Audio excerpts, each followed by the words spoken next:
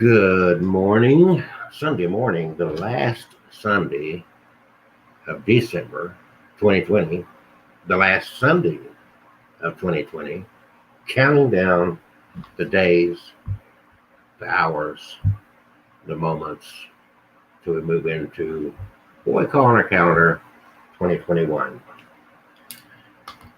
Will that change of calendar affect anything really? Well, it'll affect the date you put on documents. It'll affect dates you put anywhere. You've got to remember to put 2021. But will it change the pandemic? Will it change the political climate of our country? Will this sudden change of turn of a calendar bring any dramatic change in our lives, in your life, in my life? Not really. Psychologically, it seems to do something to kind of, I'm glad 2020 is out of the way, because we think of a date in conjunction with the events taking place, trained that way. But actually, time is kind of a human construct. We created these calendars, and the calendar we have now is different than, let's say, the Jewish calendar that in the first century they didn't have these same dates. They didn't have December and January and so forth. They had months like Nisan and so forth. So it all becomes a internal psychological event that takes place that really does not in and of itself change anything.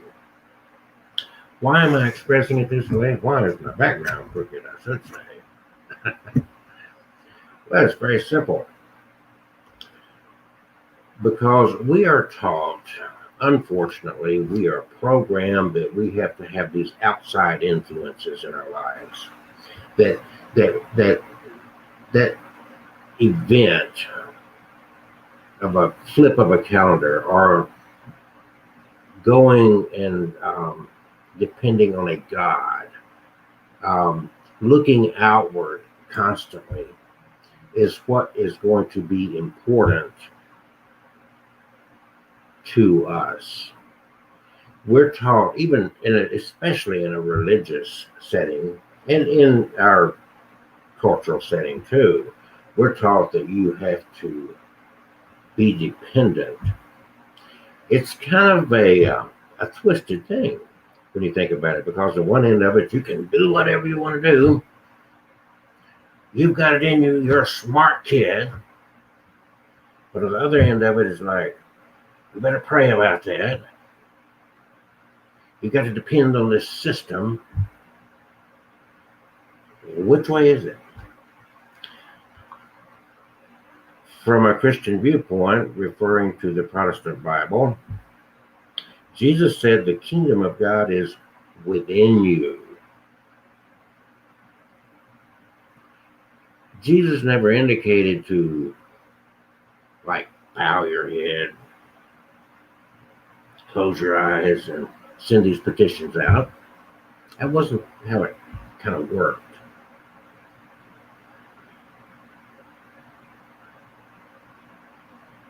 Who answers these prayers?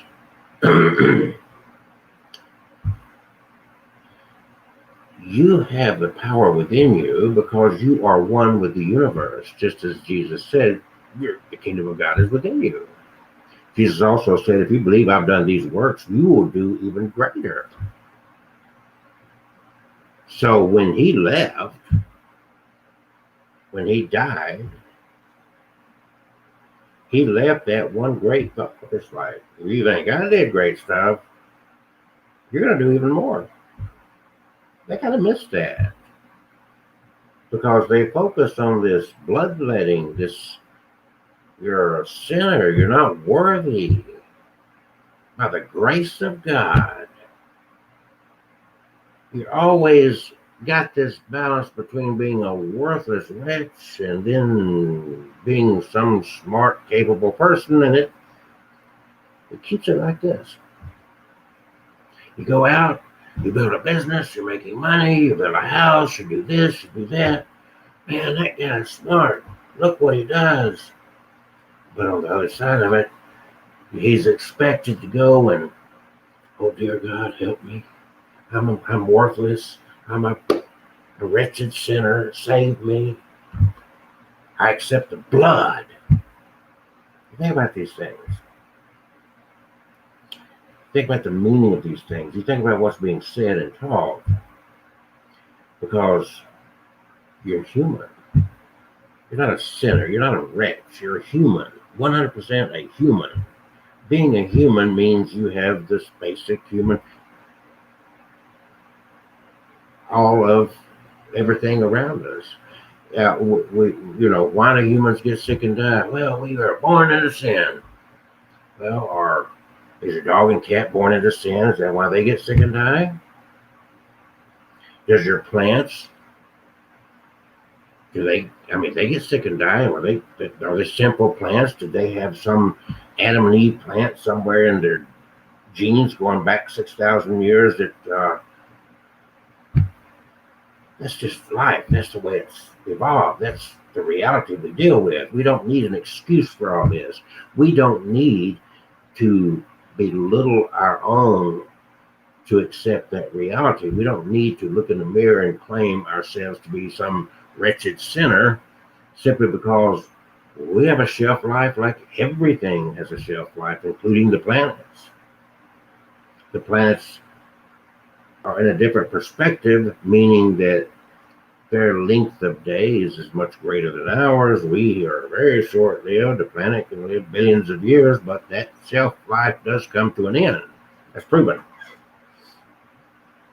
So the planets were they the result of some planet that ate some fruit from a tree billions of years ago, and they inherited this sinful nature, the sinful planet that needs to, what blood are they drinking? Who was sacrificed for their benefit? The point being, again, is you're not a sinful wretch. You're not perfect. There's nothing perfect around. There's no perfection anywhere. You can see you can go to a garden or to some space out in the open and you can look at the mountains and you say, oh, awesome, let's look at the clouds. But when you get closer to those things, it's not as pretty. You can go trekking up through that mountain and that mountain will eat you. You can lose your life because the soil is rocky. It's dangerous climbing through what from a distance looks beautiful. Under that microscope, it don't look as nice. There's rough terrain. You can break an ankle. You can fall to your death. Those clouds can mean danger. From those clouds can come great bursts of rain, lightning, high winds, tornadoes. From a distance, you see a picture. You go to a zoo. Oh, there's got to be a God. Look at the awesomeness of that tiger. You're going to get in the cage with that tiger and talk about how awesome that tiger is? This is reality.